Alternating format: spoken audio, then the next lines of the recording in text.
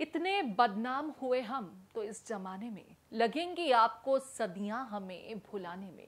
न पीने का सलीका न पिलाने का शऊर, ऐसे भी लोग चले आए हैं मैं खाने में।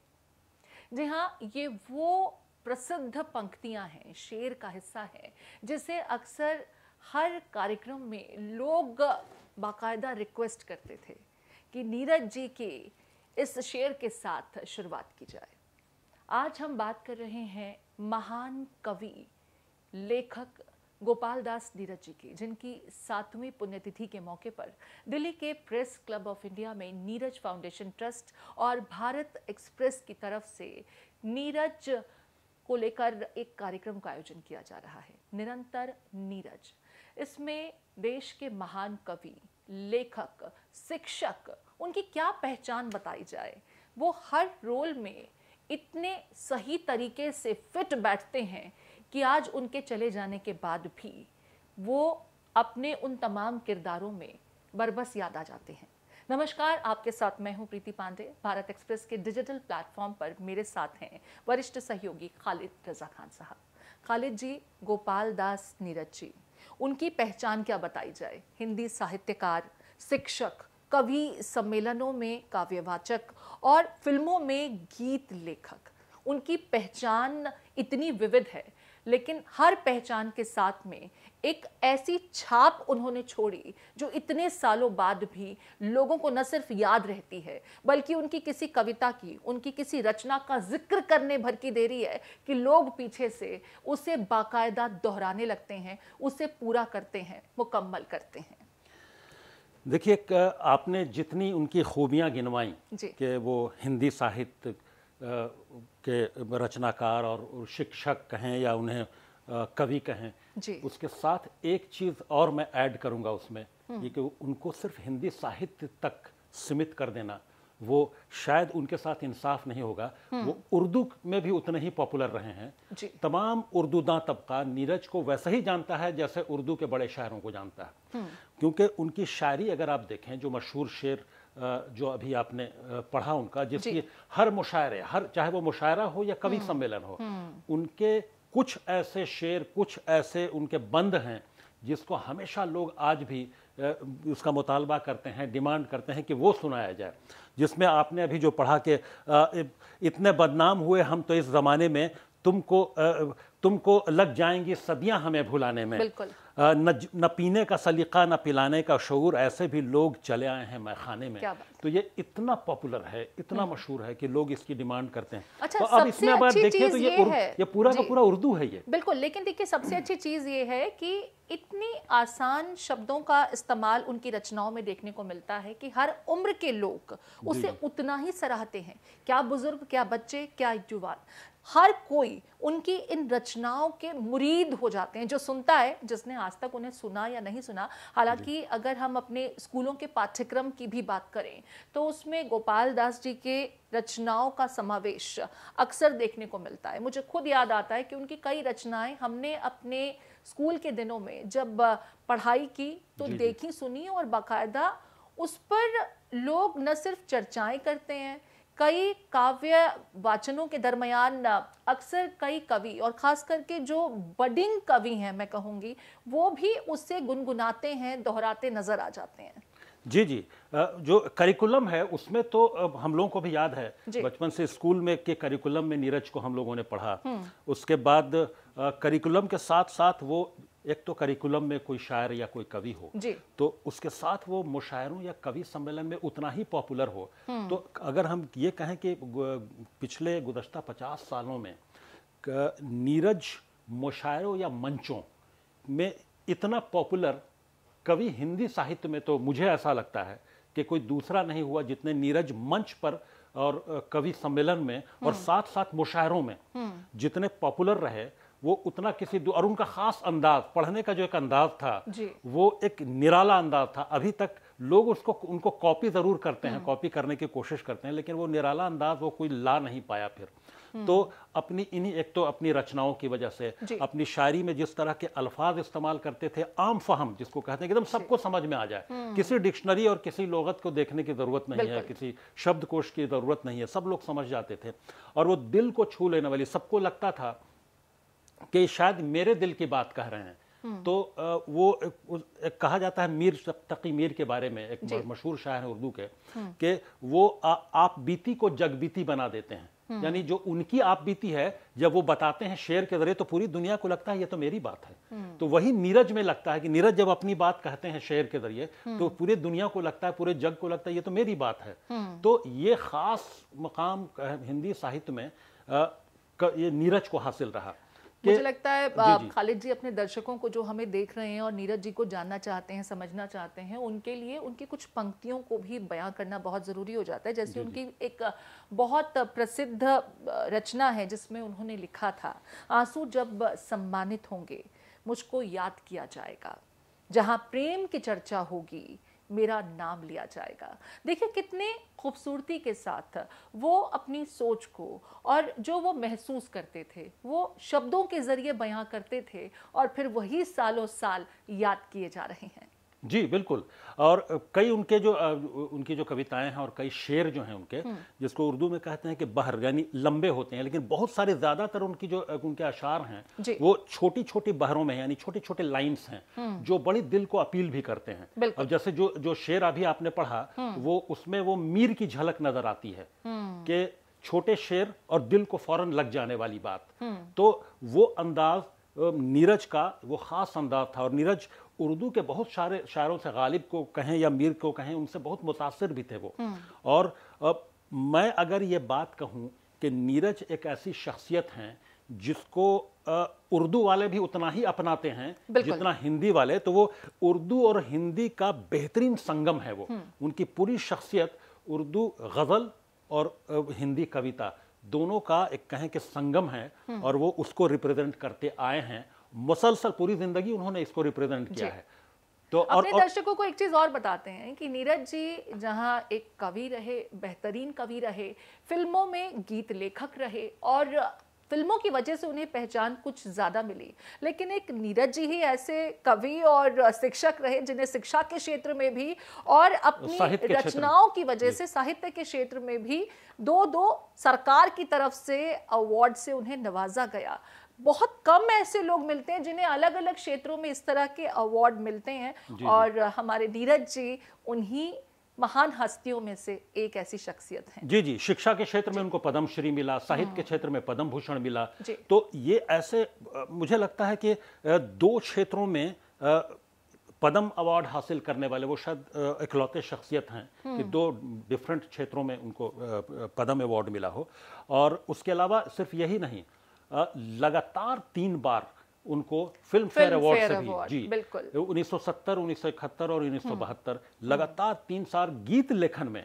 ऐसा कम होता है कि गीत लेखन में वो पहले शायर हैं, पहले कवि हैं जिनको गीत लेखन में लगातार 3 बार फिल्म फेयर अवार्ड मिला, जो फिल्म जाहिर सी बात है फिल्म का सबसे बड़ा अवार्ड है। फिल्मों का जिक्र किया, जी जी। अभिनेता देवानंद की एक फिल्म की बहुत खूबसूरत लाइनें हैं जो हमेशा मुझे लगता है कि मैं गुनगुनाती भी हूँ, मेरी वो फेवरेट भी हैं, जिसमें उन्होंने लिखा था, देखिए पंक्तियाँ भी बड़ी खूबसूरत हैं।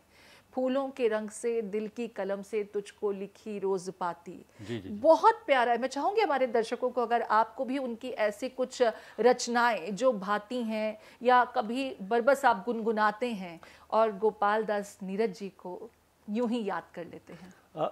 उनका एक मशहूर गाना है मेरा नाम जोकर फिल्म का। जी, आपको याद होगा वो गाना कि अरे भाई जरा देख के चलो, आगे भी नहीं पीछे भी। तो ये बहुत मतलब ये इसको कहते हैं कि हर छोटे बड़े आज के दौर में भी जो नौजवान पीढ़ी है, देखिए किस जमाने में उन्होंने ये रचना बनाई, और आज के अगर समय के लिहाज से भी हम बात करें तो मुझे लगता है कि हर कोई व्यक्ति उसे रिलेट करके देख सकता है अपने जीवन के साथ में। ऐसा ही है? जी जी जी बिल्कुल। यानी अगर ये कहें कितनी आम फहम, यानी आम तौर पर मतलब कि आसानी से समझ में आने वाली लाइनें हैं ये, और इतनी पॉपुलर हैं, और हर आदमी अपने आप से रिलेट करता है कि वो मेरा नाम जोकर कब आई थी ये फिल्म जी। और आज भी नौजवान पीढ़ी रील बना रही है इस गाने पर, भाई जरा देख के चलो, आगे भी नहीं पीछे भी। तो ये अंदाजा लगाया जा सकता है कि उनकी पॉपुलैरिटी या उनकी कविताएं, उनके अशार कितने आज भी पॉपुलर हैं। भले ही लोग आज की पीढ़ी नीरज को ज्यादा नहीं जान पाई या नहीं, क्योंकि पढ़ने का कल्चर खत्म हो गया, लेकिन उनके गाने इतने पॉपुलर हैं कि उस पर वो रील बना रहे हैं। लोग ये नहीं कह सकते कि हम नीरज जी की किसी रचना से वाकिफ नहीं हैं। हो सकता है आपने उनकी कविताएं ना पढ़ी हो, लेकिन आपने उनके द्वारा लिखे गए फिल्मों के गीतों को जरूर सुना होगा और गुनगुनाया भी होगा। उनकी कुछ रचनाओं के बारे में भी अपने दर्शकों को बता देते हैं खालिद जी। 1944 में संघर्ष, 1946 में अंतर्ध्वनि, 1948 में इनकी विभावरी बहुत विख्यात हुई थी। प्राणगीत 1951 में आया। फिर दर्द दिया है 1956 की उनकी रचना बहुत पॉपुलर हुई। बादल बरस गयो 1957 में, फिर मुक्तकी 1958, दो गीत भी 1958 में ही आए। नीरज की पाती 1958 में ही ये रचना भी आई। फिर 1959 में गीत भी अगीत भी। आसावरी 1963, नदी किनारे 1963 में ही, लहर पुकारे 1963 में ही, कारवां गुजर गया 1964 में, ये बहुत प्रचलित हुआ था। फिर दीप जलेगा 1970, तुम्हारे लिए 1972 में, नीरज की गीतिकाएं 1987 में। देखिए, गोपाल दास नीरज जी को अपनी इन तमाम रचनाओं के लिए कई पुरस्कार और सम्मान प्राप्त हुए, जिनका विवरण भी अपने दर्शकों को बताते हैं। जैसा कि आपने कहा कि हिंदी साहित्य ही नहीं, उर्दू में भी वो उतने ही पॉपुलर थे जितना कि हिंदी जगत में हिंदी जानने वाले, सुनने वाले उन्हें पसंद करते थे।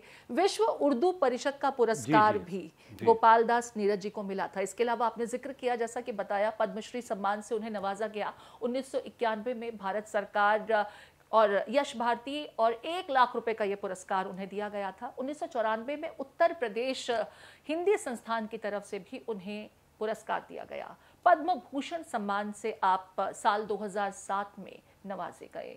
तो देखिए, उनकी रचनाएं, उनकी कृतियां सालों साल लोग सुनते रहे, पढ़ते रहे और हमेशा उन्हें सराहते रहे। आज दिल्ली के प्रेस क्लब ऑफ इंडिया में निरंतर नीरज जो एक आयोजन हो रहा है, 7 सालों से लगातार यह आयोजन किया जा रहा है उनकी 7वीं पुण्यतिथि के मौके पर। आज आपको मैं अपने दर्शकों को भी बताना चाहूंगी, बाकायदा आज एक उनकी काव्यांजलि, ज्योतिष काव्यांजलि इस आयोजन के दरमियान रिलीज की जाएगी। और मुझे बताते हुए बहुत गर्व हो रहा है, अपने दर्शकों को भी खालिद जी जानकारी साझा करना चाहूंगी कि ये काव्यांजलि भारत एक्सप्रेस के सीएमडी श्री उपेंद्र राय को डेडिकेटेड है, जिसका आज सबके सामने विमोचन किया जाएगा। इस आयोजन में बहुत सी हस्तियां भी शिरकत कर रही हैं। पहले भी नामचीन लोग पिछले सालों जो आयोजन होते रहे उसमें आते रहे हैं। फिर चाहे हम जावेद अख्तर साहब की बात करें, अनु कपूर साहब की बात करें, ऐसे ही बहुत सी हस्तियां जो फिल्म जगत से भी फिल्म जगत की बड़ी ताल्लुक रखने वाले लोग आते रहे हैं। आज भी कई कवि और इसी तरह की जानी मानी हस्तियां आने वाली हैं। प्रसून जोशी साहब, आप मशहूर लिरिसिस्ट हैं। समीर अंजान साहब, 6,500 से ज्यादा उनके गीतों को एक रिकॉर्ड के रूप में भी गिनीज बुक में दर्ज किया गया है। विनीत कुमार सिंह साहब, आप अभिनेता हैं और काफी अब आपको पहचाना जाने लगा है, घर घर में उनकी पहचान बन चुकी है। शिवानी कश्यप गायिका हैं और पंडित अजय बाम्बी एस्ट्रोलॉजर हैं मशहूर, वो भी आज इस कार्यक्रम में शिरकत करते नजर आएंगे। खालिद जी जी, इस चूंकि आपने तमाम जो मेहमान आ रहे हैं इस 7वीं पुण्यतिथि के मौके पर, और चूंकि भारत एक्सप्रेस न्यूज़ नेटवर्क के जो सीएमडी हैं उपेंद्र राय साहब, ये जो ट्रस्ट है जो नीरज जी पर जो उसके वो पैटर्न भी हैं और उन्हीं की निगरानी में ये सारा कार्यक्रम हर साल ये 7वीं बार हो रहा है। तो ये अच्छी बात है कि नीरज से हम उपेंद्र राय जी ने अपने आप को जोड़ा हुआ है, चूँकि उनकी रचनाएं ही ऐसी हैं कि तमाम लोग उससे जुड़ जाते हैं। और उन्होंने ये प्रयास किया कि नीरज पर हर साल एक बड़ा कार्यक्रम किया जाए जिसमें साहित्य और सिनेमा जगत के लोगों को बुलाया जाए। तो ये एक भारत एक्सप्रेस के लिए, ये हम तमाम लोगों के लिए, भारत एक्सप्रेस परिवार के लिए एक अच्छी बात है और ये गर्व की बात है कि नीरज से हम अपने आप को जोड़ पाए हैं। एक बात और हमें याद आती है कि नीरज को हम तमाम लोग, जैसे अभी भी कार्यक्रम होता है जिसमें फिल्म जगत की काफ़ी हस्तियां आती हैं जी। नीरज की पहचान सिर्फ फिल्म से नहीं है। नीरज एक ज़माने में फिल्म के गीत लिखने के लिए मुंबई चले गए, तब का बम्बई।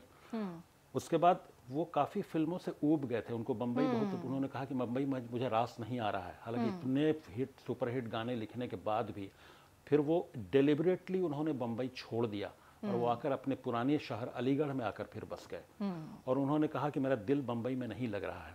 तो आकर फिर उन्होंने पठन पाठन का काम, जो वो चुके अलीगढ़ में एक कॉलेज में वो प्रोफेसर थे साहित्य के, तो वहाँ फिर उन्होंने पढ़ाने का काम शुरू किया। तो ये कहना कि उनकी सिर्फ पहचान हम लोग की फिल्म से बिल्कुल नहीं, वो फिल्में जल्दी पॉपुलर हो जाती हैं, इसलिए वो बेसिकली जगत के लोगों ने उनको ज्यादा खुद से कनेक्टेड पाया। लेकिन उनका योगदान साहित्य में भी साहित्य में उतना ही है जितना कि फिल्मों में है, बल्कि मैं कहूंगी उससे ज्यादा है। हालांकि आपने फिल्मों का जिक्र किया तो उनकी कुछ मशहूर रचनाओं का जिक्र करना लाजमी सा हो जाता है। 1970 में काल का पहिया, घूमे रे भैया, फिल्म चंदा और बिजली के लिए उन्हें अवार्ड मिला था। 1971 में बस यही अपराध मैं हर बार करता हूँ, फिल्म पहचान के इस कॉम्पोजिशन के लिए भी उन्हें सम्मानित किया गया। 1972 में, जिसका जिक्र आपने भी किया, ए भाई जरा देख के चलो, फिल्म मेरा नाम जोकर के इस कॉम्पोजिशन के लिए उन्हें पुरस्कार से नवाजा गया। कवि सम्मेलनों में देखिए खालिद जी, अपार लोकप्रियता के चलते वो बॉम्बई चले गए थे, जहां फिल्म जगत में उन्हें गीतकार के रूप में नई उम्र की नई फसल के गीत लिखने के लिए निमंत्रण मिला था। लेकिन वो मशहूर गाना है कारवां गुजर गया वो बार देखते रहे। लेकिन बिल्कुल आपने ठीक कहा कि बॉम्बे की लाइफस्टाइल, उस समय का बॉम्बे, आज का मुंबई, उन्हें बहुत समय तक रास नहीं आया। और कहा भी जाता है कि कवि को या इस तरह की सोच वाले व्यक्ति को आप किसी एक माहौल में बांध करके नहीं रख सकते, क्रिएटिविटी पर असर पड़ता है। और शायद जब उन्हें लगा कि अब बदल रहा है, फिल्म इंडस्ट्री में तब्दीलियां आ रही हैं और साहित्य में जो गूढ़ शब्दों के साथ में वो कंपोजिशन करते हैं, अब शायद उससे अलग हम हटते हुए अपभ्रंश को ज्यादा अपना रहे हैं, तब उन्होंने मुंबई इंडस्ट्री को भी टाटा बाय बाय किया। हालांकि ऐसा नहीं है कि वो पूरी तरह से अलग हुए, रचनाएं वो आगे भी लिखते रहे, लेकिन फिर साहित्य में पूरी तरह से उनका मन लगा। और जैसा आपने जिक्र किया कि अलीगढ़ पहुंचे और उनकी कई रचनाएं पॉपुलर हुई, हम आज भी पढ़ते हैं, अपने बच्चों को भी पढ़ता हुआ देखते हैं। और मैं खुद कहूँगी, अपने दर्शकों को भी बताना चाहूँगी कि मेरा बेटा जो 5वीं में पढ़ता है, उसकी हिंदी के चैप्टर में बाकायदा गोपाल दास नीरज जी की कविता मैंने खुद देखी और फिर मैंने बताया कि आप इनके बारे में क्या जानते हैं, ये सिर्फ कवि नहीं है, फिल्मों में भी लिखते थे। तो देखिए बच्चे भी उनको सुनते हैं तो बहुत गौरवान्वित महसूस करते हैं। अच्छी बात और है इस बार आपने और हमने भी अपने हमने भी पढ़ा है, बिल्कुल अपने करिकुलम में पढ़ा उनको, और हमारे बच्चे भी पढ़ रहे हैं। अभी भी स्कूलों में बाकायदा उसे शामिल किया जा रहा है करिकुलम में। आपने बिल्कुल ठीक कहा, इस बार के उसकी गर्मियों के हॉलीडे होमवर्क में भी यही कहा गया कि अपने किसी पसंदीदा लेखक या साहित्यकार के बारे में आप लिखें। तो मेरे बेटे ने मुझसे पूछा, मैंने बताया कि इनके लिए लिखने के लिए बहुत कुछ है, आप लिखिए, और वो काफ़ी अप्रिशिएट किया गया। तो मुझे ऐसा लगता है खालिद जी कि एक रचयिता जब अपनी रचना को तैयार करता है तो उसके पीछे उसकी भावनाएं होती हैं, उसकी फीलिंग्स होती हैं, उसकी इमोशंस होते हैं। नीरज जी ने अपने इमोशंस को अपनी कलम के जरिए न सिर्फ उकेरा बल्कि लोगों को बड़े संदेश देकर आए। मोटिवेशनल वो राइटर भी रहे। मैं चाहूंगी कि उनकी एक मोटिवेशन से जुड़ी हुई जो रचना है वो अपने दर्शकों को जरूर बताएं, क्योंकि वो लोगों को जानना चाहिए कि कितना वो प्रेरणादायक हो सकता है। छिप छिप अश्रु बहाने वालों, मैं चाहूंगी इसकी पूरी, मैं इसके साथ पूरा न्याय कर सकूं और कहीं भी कोई त्रुटि ना हो। छिप छिप अश्रु बहाने वालों, मोती व्यर्थ बहाने वालों, कुछ सपनों के मर जाने से जीवन नहीं मरा करता है। सपना क्या है नयन सेज पर खोया हुआ आंख का पानी, और टूटना है उसका ज्यों जागे कच्ची नींद जवानी। गीली उम्र बनाने वालों, डूबे बिना नहाने वालों, कुछ पानी के बह जाने से सावन नहीं मरा करता है। हालांकि ये पूरी कॉम्पोजिशन काफ़ी लंबी है, लेकिन देखिए जो मोटिवेशन इस रचना के जरिए उन्होंने लोगों को देने की कोशिश की, उन लोगों को जो हताश हो जाते हैं, थक जाते हैं, हार जाते हैं। नीरज जी कुछ यही हस्ती रखते थे कि अपनी रचनाओं से वो हर किसी को अपना मुरीद बना लेते थे। और मेरे पर्सनल मैं कहूँगी कि सबसे ज़्यादा फेवरेट रचयिताओं में से अगर कोई हैं तो वो गोपाल दास नीरज जी हैं। खालिद जी, देखिए, एक तो जो कविता आपने पढ़ी इतनी मोटिवेशनल कविता है और इसमें कहीं भी हताशा नजर नहीं आती और इनके पूरे जीवन में ये रिफ्लेक्ट होता है नीरज जी के। नीरज जी 1925 में पैदा हुए और 2008, सोचिए कितनी लंबी उम्र उन्होंने जिया। और ये लंबी उम्र जीना आसान नहीं है। अगर अंदर से आपके अंदर वो फायर नहीं है, वो मोटिवेशन नहीं है, तो लंबी उम्र तक जीना, और वो भी आखिर तक वो अपनी ज़िंदगी में वो साहित्य से वैसे ही जुड़े रहे। वो ऐसा नहीं कि वो स्टेज से या मंचों से बाहर हो गए, बीमार ज़रूर रहे, लेकिन वो यूं कहें कि कुछ दिन बीमार रहे, हॉस्पिटलाइज रहे, लेकिन उसके पहले तक भी वो अपनी साहित्य, अपनी कविता, अपने मंचों से हमेशा जुड़े। और वो ख़ास अंदाज उस बुढ़ापे में भी नज़र आता था, जो जवानी से जो उनके पढ़ने का अंदाज था, वो वही अंदाज फिर वही एनर्जी बुढ़ापे में भी नज़र आती थी। जो आपने कविता का पाठ किया जी, तो वो उनकी जिंदगी में रिफ्लेक्ट होता हुआ नजर आता है कि आखिर तक इतनी लंबी उम्र के बाद भी वो उनके अंदर वो जो एनर्जी थी, वो जो रचनाओं के प्रति जो उनकी सीरियसनेस थी, वो वही ये पूरी जो कविता है वो पूरी रिफ्लेक्ट होती है उनकी ज़िंदगी में, ये मुझे लगता है। और हम लोग जितना नीरज को जान पाए हैं, हालांकि बहुत हम लोग नीरज पर कोई अथॉरिटी नहीं है, हल्की फुल्की चीज़ें पढ़ी हैं, एक पत्रकार के तौर पर हम लोग बहुत सारे जो शायरों और कवियों को पढ़ते हैं, उसी नाते हम लोगों ने नीरज को भी जो कुछ पढ़ा, जितना कुछ हम लिमिटेड जान पाए हैं अपनी लिमिटेशन के साथ,